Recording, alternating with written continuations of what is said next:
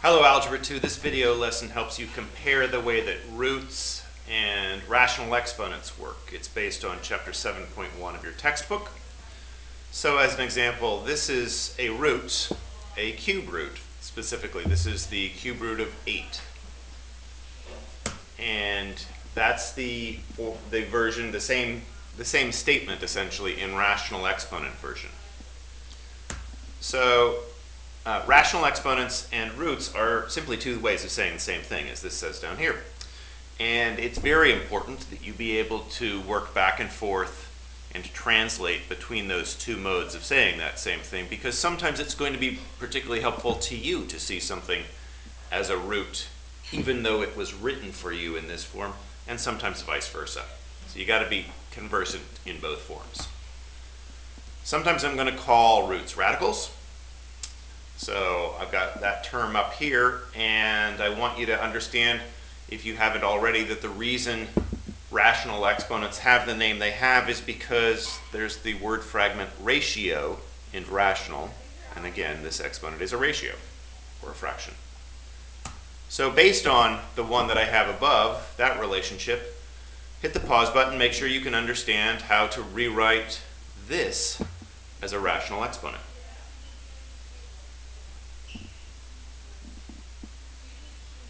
Okay, I'm going to assume that you did that and hope that you've written this.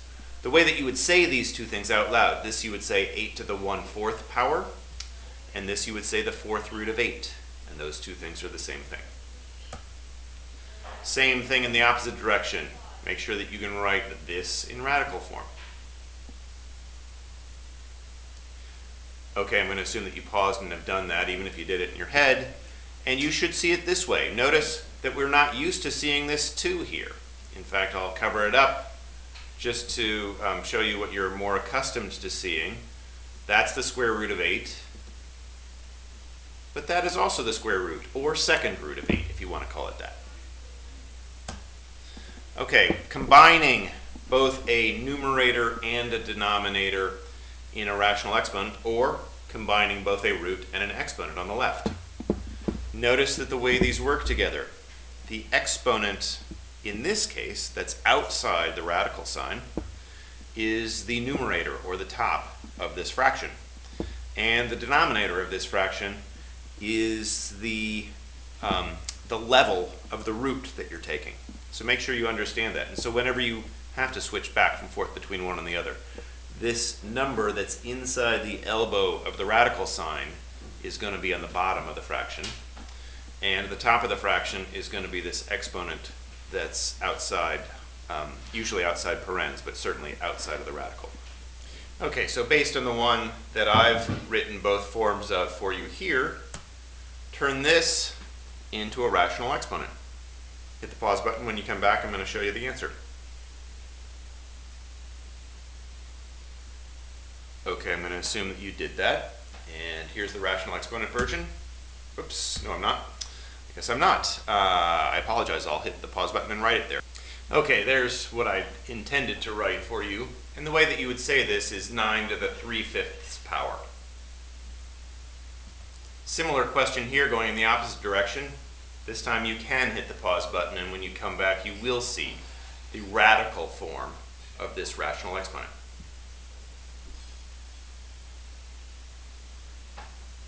Okay, I'm going to assume that you're ready, and here that is.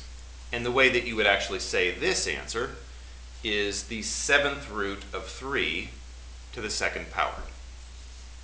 And of course it means the same thing as 3 to the 2/7 power. Okay, here are a bunch. 3 above, 3 below, and all you're needing to do is rewrite. In other words, translate from one form to the other. Hit the pause button. When you come back, I'm going to show you all 6 of these answers.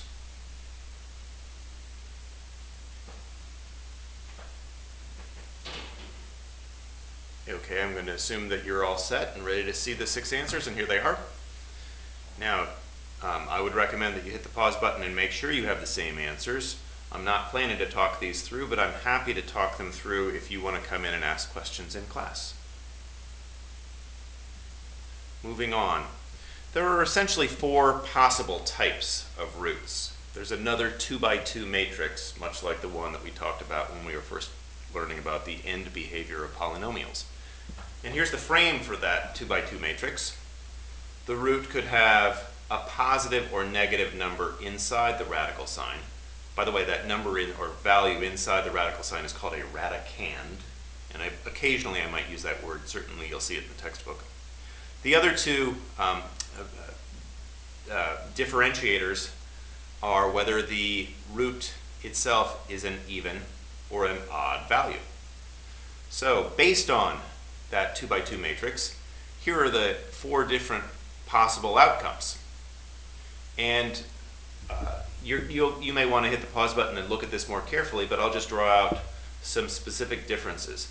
In the even row here, these are identical outcomes except for the fact that the positives give you real results and the negatives, the negative radicands that is, give you imaginary results. In the odd row here, notice that this time you only get one result each time, where you got 2 different results, plus and minus, in the even row. On the left, or in the case of a positive radicand, you get a positive result, and a negative number inside the radical sign gives you a negative result. But in both cases, you get real results. The only way that you get imaginary results is in this one corner here, where the value inside the radical sign is negative, and the root is an even root. Okay, in the next few slides I say these same things all over again, one slide at a time, just in case it helps to see it that way. Some people benefit from the 2 by 2 matrix. Some people I've found benefit from understanding each of these 4 different possibilities one at a time. So, for odd roots, actually this is 2 at a time. Either of the odd roots, either of these bottom 2 items in the bottom row, will only give you one answer. Notice that what you do is you look at the number under the radical sign, the radicand. If it's positive, your result's going to be positive. If it's negative, your result's going to be negative. But again, you're only going to get one answer. You get imaginary roots, as I said before, in this one corner here. They come, as I say, from even roots of negative numbers. So notice this case here, the 4th root of negative 16, or in this case, this is really the 2nd root of negative 9. Both of those gave us imaginary numbers, as you know from earlier in the year. Now, the 4th case. Well, first of all, let's make sure that we look carefully at this.